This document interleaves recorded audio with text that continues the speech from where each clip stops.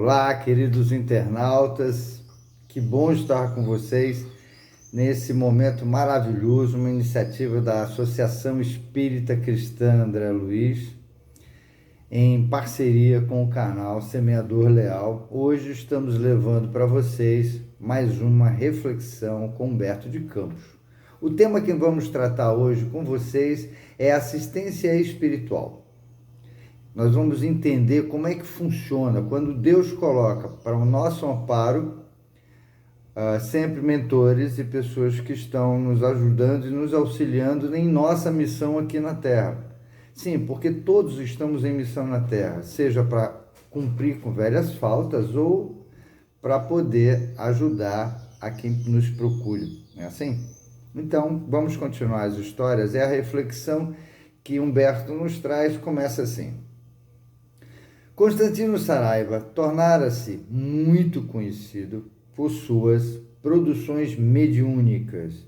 E embora sua cota de tempo e possibilidades materiais continuassem exíguas, conquistara amizades numerosas, ensejando involuntariamente enormes expectativas em torno do seu nome.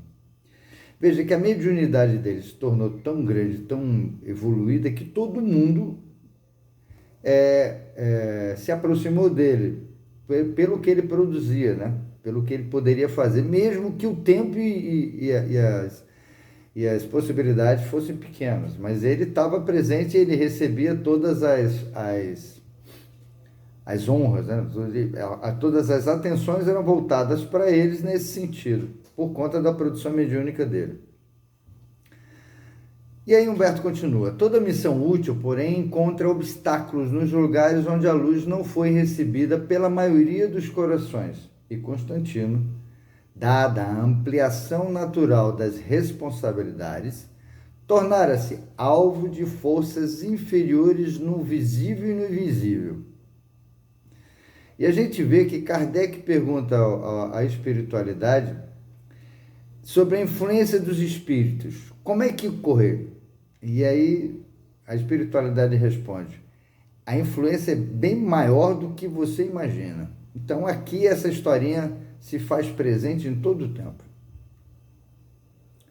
Os companheiros encarnados seguiam-lhe os passos, ansiosos por saber se dava testemunho pessoal das verdades que se constituíam instrumentos às entidades vagabundas deslocadas do vampirismo pelos espíritos superiores, a se fazerem sentir por intermédio dele. Anotavam-lhe as mais insignificantes atitudes e não lhe perdoavam a decisão de manter-se firme na fé, apesar dos tropeços e tempestades. Veja que a missão do Constantino era muito grande, mas também atraía pessoas, como foi dito, que perturbavam tanto no lado material quanto no invisível. E aqui, como está vendo, que são as entidades vampirescas, né, que perturbam o médium de todas as formas, mas ele mantinha-se na fé, né, apesar de todos os tropeços e tempestades que poderiam acontecer, ele continuava firme e forte na fé, buscando sempre a ajuda, a caridade ao seu semelhante. Criou-se assim, em derredor do médium Saraiva, considerável bagagem de lutas e de justiça. É de justiça, contudo, advertir que esse movimento hostil não derivava apenas do psiquismo de Constantino, mas para combater o venerável Fanuel, segundo personagem, o espírito sábio e benevolente que ministrava substanciosas lições por meio de suas faculdades. Quer dizer, Fanuel o ajudava constantemente para que pudesse auxiliar, para que ele não se desviasse do caminho e que continuasse fazendo o que ele veio fazer, a missão dele. Os malfeitores desencarnados desenvolviam todos os recursos de insinuação. Recebia Saraiva proposta de salários vultosos, convites para mudar de situação e, como não vingasse a sugestão do ouro, tentaram o trabalhador no capítulo do sentimento. Veja, primeiro na parte material, como ele não tinha muito dinheiro, como foi dito no início, então deram muito dinheiro para ele, mas ele não se afastava do trabalho, ele continuava o trabalho, ele não perdia. E aí apelaram para um sentimento dele. Feriram Constantino nos sonhos mais íntimos do coração, mas, preparado contra os alvitres da luxúria, resignou-se o médium e a máquina de serviço continuou sem perturbação. Ou seja, tentaram mexer com ele, mas não conseguiram mexer. Tal serenidade, todavia, não vinha à superfície por conquistas dele próprio, mas porque Fanuel montava a guarda ativa e permanente, cooperando na integridade e no desdobramento da tarefa. Veja que era um cerco fechado que Fanuel fazia para que ele não caísse do cavalo. A situação caracterizava-se por notável harmonia, quando os adversários gratuitos prepararam sutil cilada em que o médio seria vítima das suas próprias intenções. Veja, foram buscar lá no íntimo dele o que ele tinha de mais assim, que poderia ser atingido da melhor forma possível, e eles encontraram. Grande número de confrades de populosa cidade realizava valioso empreendimento para a difusão do espiritismo evangélico, mas a ambição e o egoísmo, a breve trecho,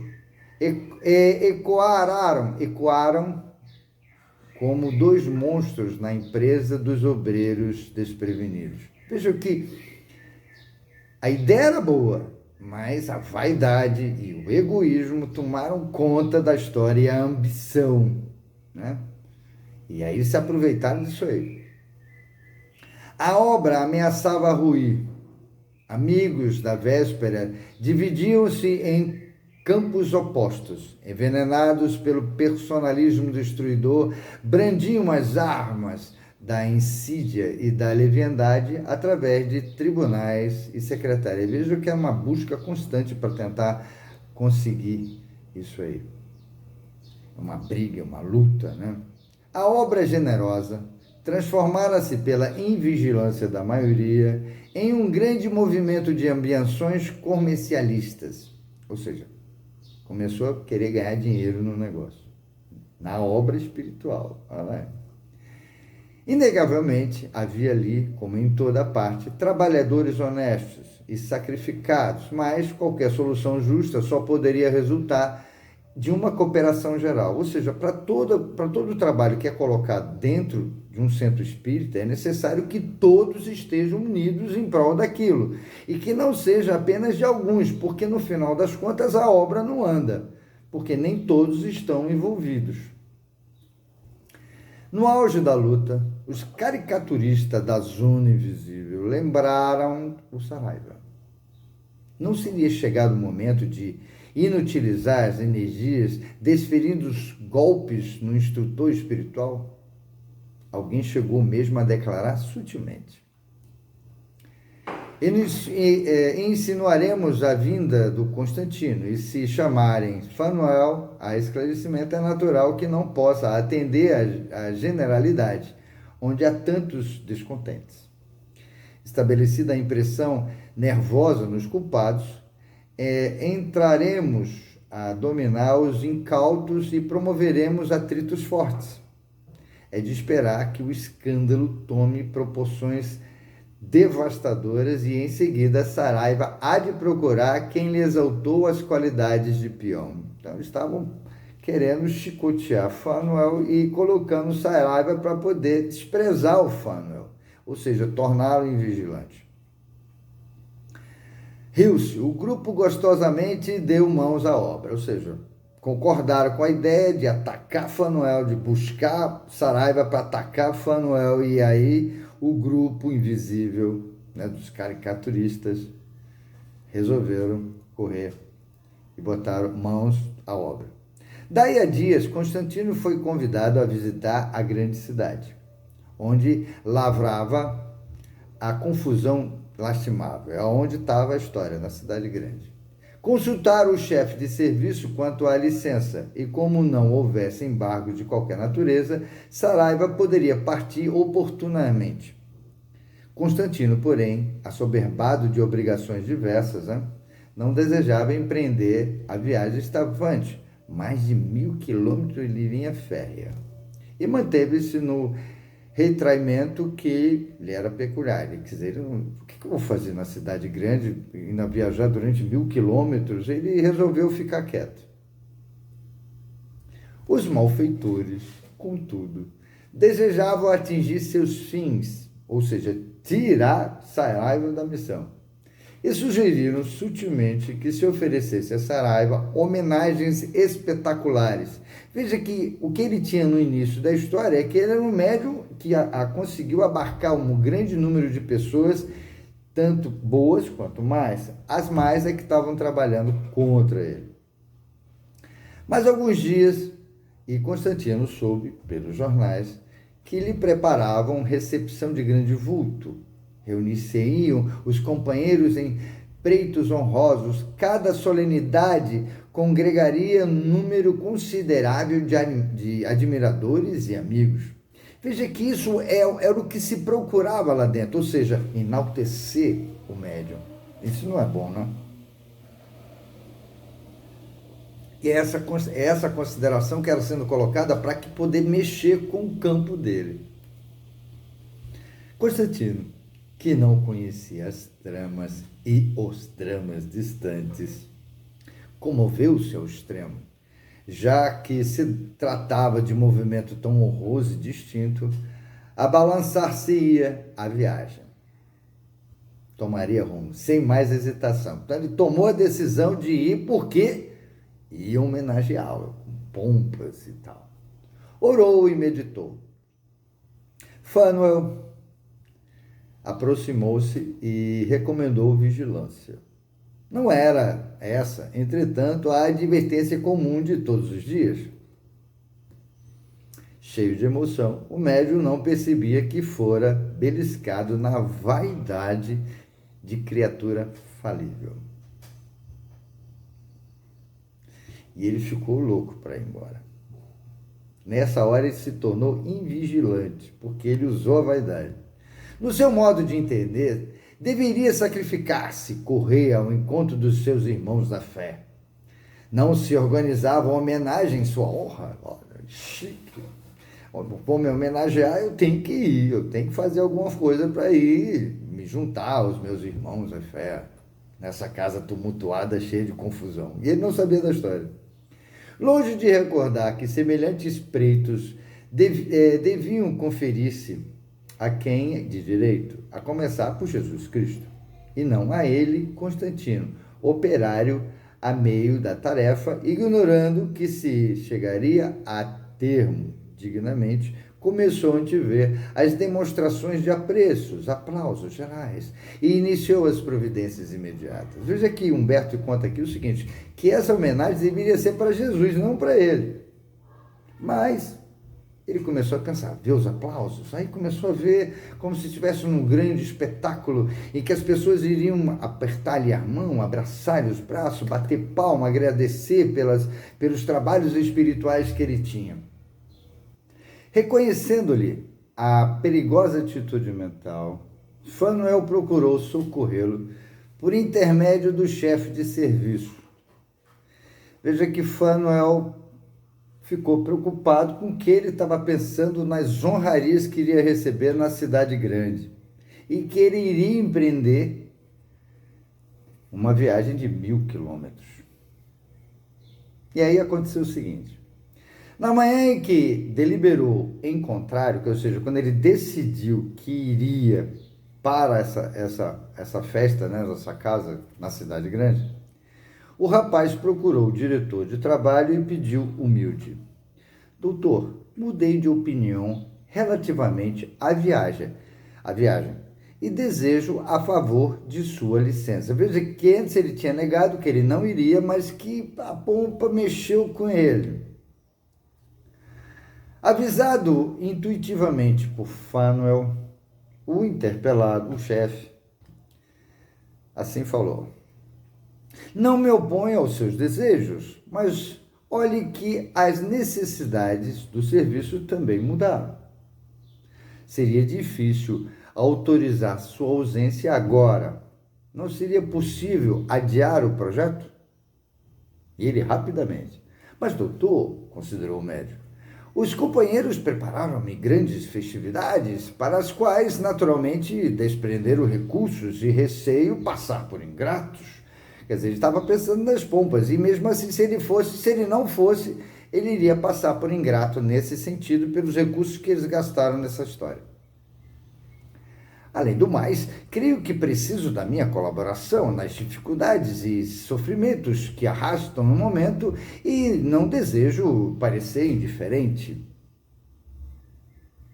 E o chefe? Fixou-se o diretor e observou: não tenho interesse em desviá-lo de obrigações que considera sagradas, mas sou de parecer que deve ponderar as próprias disposições. Veja o que Fanuel estava falando. Se pretende viajar em tarefa de auxílio, não esqueça a vigilância. Onde há razão de festivais e homenagem. O regozijo não mora em companhia da angústia. Veja que Fanuel estava: olha, presta atenção, não vai não, fica aqui, tranquilo, continua trabalhando. Mas ele estava tão tomado de vaidade que ele resolveu de qualquer jeito. Aí se insistiu. O médium fora sacudido pelas forças da verdade, mas não despertou. Ele recebeu a verdade, mas continuou travado na história. Fanuel fazia o possível para acordá-lo, mas não perdia os melhores esforços. Quer dizer, ele utilizou de todos os meios para poder fazer o Constantino acordar, para ele não ir. Os dias continuaram registrando a insistência de Saraiva e a natural esquivância do chefe de serviço, até que, notando a firme resolução do rapaz, não quis parecer tirânico e acabou por dizer-lhe: pois bem, Saraiva, pode ir quando julgar conveniente. Você é dono de sua pessoa e cada qual deve conhecer as obrigações próprias. Aí, obtida a permissão, fogos de artifício, o médium tomou as primeiras providências. Nesse ínterim registrava-se grande contentamento dos adversários gratuitos e enorme preocupação dos amigos sinceros de Constantino. Quer dizer, a turma do outro lado, que não queria que ele comandasse missão, estava em festa. Enquanto que os sinceros amigos de Constantino começaram a ficar preocupados e foram até onde? A escola de Fanuel, na esfera superior, começou a ser visitada por companheiros esclarecidos, desejosos de informações sobre o assunto. Um velho amigo perguntou ao respeitável mentor: será crível que Saraiva deite a perder patrimônio tão considerável, inclinando-se a aventuras dessa ordem, só por causa de homenagens barulhentas e exaustivas? Não é bem isso, explicava o Fanuel. Constantino sempre confiou na minha assistência, tal como a maioria das criaturas. Ele não compreenderia nosso auxílio fora da velha ternura terrestre. E a exprimir-se essas palavras doces, é claro que ele também é espírito e tem suas responsabilidades. Poderá atender plenamente aos caricaturistas que o alvejam, mas antes disso não lhe negarei a assistência fraternal. Veja que ele sabia que Constantino iria ceder, mas ele iria continuar do lado dele a todo custo. E para isso, talvez não nos entenda de pronto, e contudo, nossa cooperação seguiu-á. Mais tarde, veio a devotada mãe de Saraiva e inquiriu. A devotada mãe estava desencarnada, mas preocupado com a ação do filho, veio de pronto a Fanuel. Fanuel, venho rogar-te seus bons ofícios. Creio que a situação é difícil e perigosa. Veja a preocupação da mãe com Constantino. O mentor generoso tranquilizou a entidade materna. Minha irmã, pode voltar às suas tarefas espirituais plenamente confiante. Constantino não ficará sem a nossa colaboração. Veja que ele tranquilizou a mãe e deixou a mãe tranquila. Ó, vai ficar calma, a gente vai estar junto, não se preocupe não. No outro dia, o velho Jerônimo, também grande amigo de Saraiva, depois das primeiras considerações, perguntou: Fanuel, por que não procuras eliminar a dificuldade imediatamente, ou seja, tirar todos os espíritos de perto e livrá-lo disso?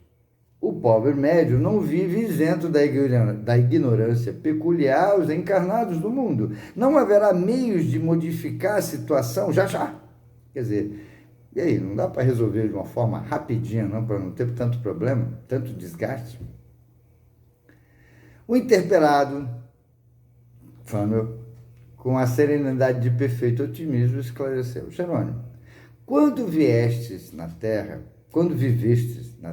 ouviste falar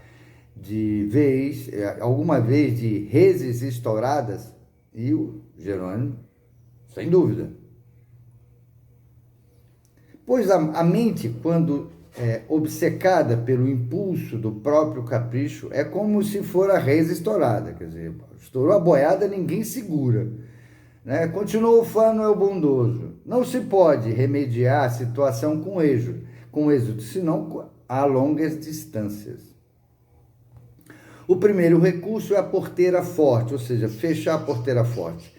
Isso quando a boiada estoura, né? Aí, se esta não vinga, quer dizer, não dá certo, recorre-se ao laço. Né? E tudo isso, embora magoe e fira o animal, constitui medida de salvação de morte certa. Pelas amizades que conquistou, vive Saraiva em pastagem muito extensa para opor-lhe uma porteira. Necessitaremos de longa distância. Quer dizer, precisava dele refletir mais tempo, ver o que ia acontecer. Ele pretende viajar mais de 1.000 quilômetros. Pois bem, não poderei cercar-lhe a mente caprichosa senão a termo do objetivo. Se falhar a porteira, recorrerei então ao laço. Nesse trabalho de assistência é quando Jerônimo meditou a explicação sábia e mergulhou em silêncio. Daí alguns dias era chamado por Fanuel, que lhe confiava os trabalhos da sua escola ativa, esclarecendo: peço-me que substitua-me por 3 dias. É isso ele pediu a Jerônimo. Devo cercar hoje a mente de Constantino. Levarei na Tércio, mesmo porque, segundo já sabes, falhando os recursos iniciais, utilizarei de outros mais fortes. Então ele foi buscar alguém que pudesse também auxiliá-lo num momento que, se não desse jeito, ele tinha que fazer. E era na Tércio. Era o cara escolhido por Fanuel. E sorrindo bondosamente, acrescentava: quantas vezes o encarnado quebra uma perna ou se esvai de sangue de escoriações quando socorrido. Devemos admitir providências que tais no quadro dos serviços comuns. Assistirei Saraiva em todas as circunstâncias e talvez me demore. Isso ele já prevendo que poderia mexer. É claro, respeitando o Saraiva, mas ele ia cercar o Constantino de todo jeito, com o Fanuel, e tinha mais ajuda de Natércio.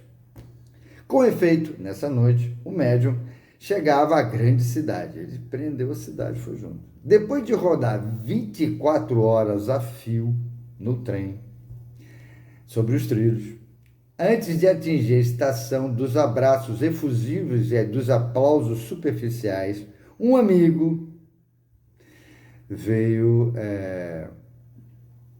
vem vê-lo trazido por Fanuel, relacionando a ocorrência na série dos casos felizes.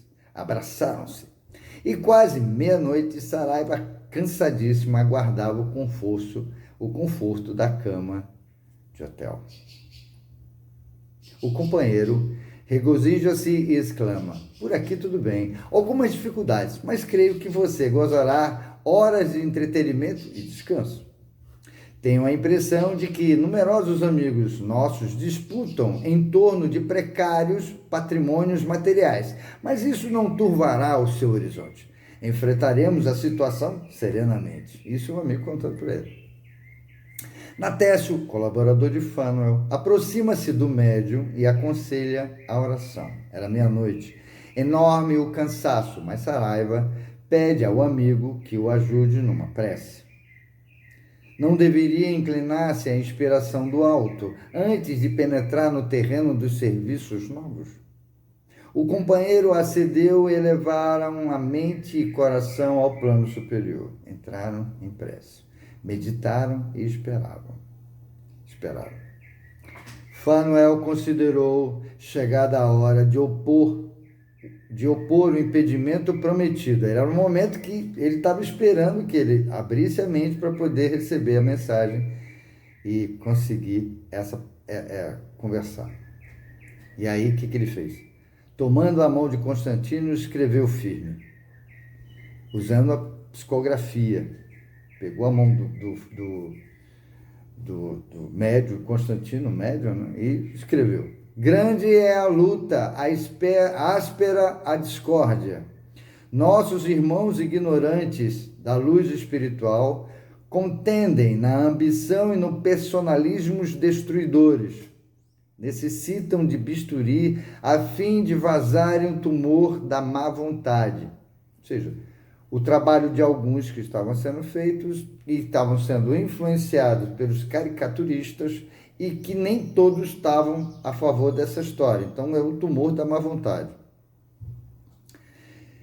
Quererias servir de instrumento, meu filho, quando estás sendo utilizado em tarefa superior? Considera as responsabilidades que te cabem e, se prezas nossa humilde opinião, regressa a todo pano antes do amanhecer. Ou seja, ele estava no hospital, na cidade grande, 1000 quilômetros depois, e o mentor foi junto dele e disse: ó, volta porque a coisa não vai dar certo, não quero você aqui, não é bom você estar aqui. Para não impedir o trabalho do Constantino, que isso era o mais importante nessa história. Fanuel não se estendeu em outras considerações. Constantino sentia amarguras de derrotado. Ele falou: pô, eu vou voltar, eu cheguei até aqui e vou voltar. E aí? E o festival e as homenagens? Os amigos inconscientes da verdadeira fé. Veja que fervilhava a cabeça dele com essa pergunta: o que eu vou fazer? Todo mundo está me esperando aqui. E aí?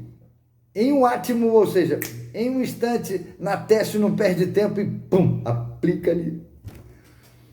Fluidos salutares.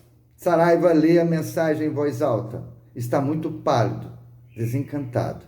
Mas os fluidos de Natécio o envolvem inteiramente, atenuando os efeitos dolorosos da volta à realidade e ao dever. E Natécio mandando fluidos para ele. Constantino cria as forças e diz: se é assim, vamos voltar. Ele cai na real e mantém os fluidos de Natécio e volta. E ante o amigo admirado, tomou o comboio de regresso. Quer dizer, ele voltou.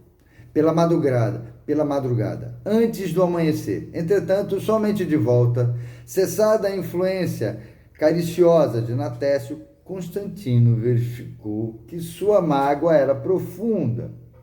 Viajar mais de 1000 quilômetros, sacrificar e voltar sem atingir o menor dos objetivos, que era receber as pompas, quando Natécio saiu de perto. Então já começou daí. Dias passaram sobre os seus desgostos e o médium, na primeira reunião, recebeu a encorajadora mensagem de Fanuel, que lhe dizia contente: estou satisfeito. Se não te posso dar boa nota em prudência, ótima classificação em obediência.